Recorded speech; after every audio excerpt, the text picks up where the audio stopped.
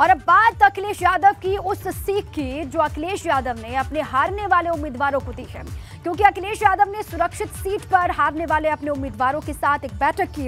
इस बैठक में अखिलेश यादव ने आगे की लड़ाई कैसे लड़नी है उसका पूरा मंत्र उन उम्मीदवारों को दे दिया है।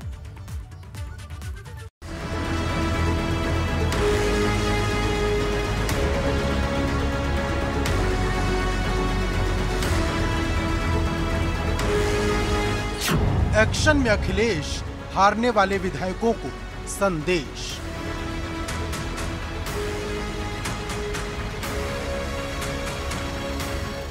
सुरक्षित सीट पर हार की समीक्षा, कैसे पास होगी एमएलसी की परीक्षा।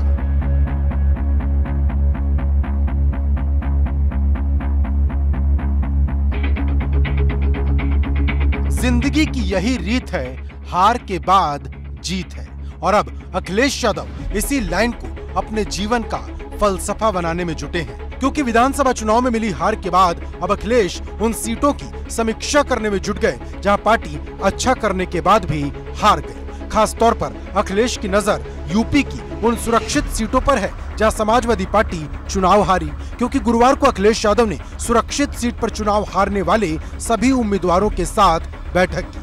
घंटों तक चली इस बैठक में हार की 360 डिग्री समीक्षा हुई।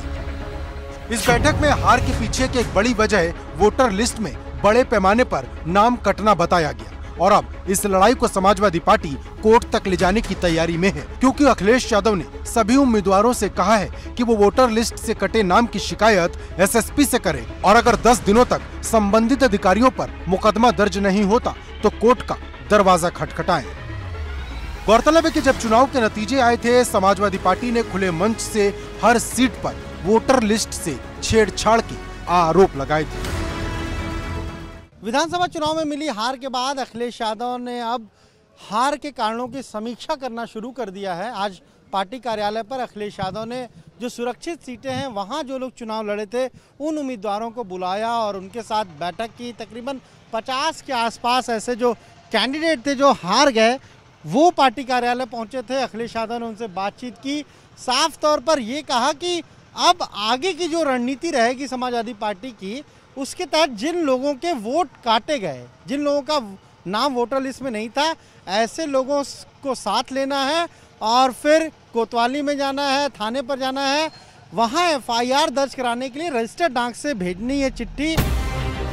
दरअसल सपा को लगता है कि सुरक्षित सीट अगर वो जीत जाती तो कहानी बदल सकती थी, क्योंकि यूपी में 86 सीटें सुरक्षित हैं, जिनमें से 84 अनुसूचित जाति और 2 सीटें अनुसूचित जनजाति के लिए आरक्षित हैं। इसमें से 65 सीट भाजपा ने जीत ली, सपा के खाते में 20 सीट आई, जबकि 1 सीट राजा भैया की पार्टी ने जीती। और जो बसपा कभी इन सीटों की सबसे बड़ी दावेदार मानी जाती थी, वो खाता तक नहीं खोल पाई। ऐसे में अखिलेश यादव सुरक्षित सीट पर मंथन कर एक बड़ा खेल करने की तैयारी में है, ताकि 2024 के लोकसभा चुनाव से पहले सुरक्षित सीट पर उसका असर दिखे। लेकिन मुद्दे की बात यह है कि क्या अखिलेश सुरक्षित सीट के जरिए कोई बड़ा उलटफेर कर पाएंगे, क्योंकि अखिलेश यादव के सामने चुनौतियों का पहाड़ खड़ा है। पहली चुनौती उस वोट बैंक को एकजुट रखने की है जो इस बार सपा को मिला। दूसरी चुनौती गठबंधन के साथी दलों को साथ रखने की। तीसरी चुनौती हर समाज को साथ लेकर चलने की है, क्योंकि चाचा शिवपाल यादव जो लोकसभा चुनाव के वक्त भतीजे को अपना नेता बता रहे थे, वह पूरी तरह से भाजपा की तरफ झुके हुए नजर आ रहे। इधर अखिलेश ने भी साफ कर दिया कि शिवपाल के नाम पर चर्चा करना ही समय खराब करना है।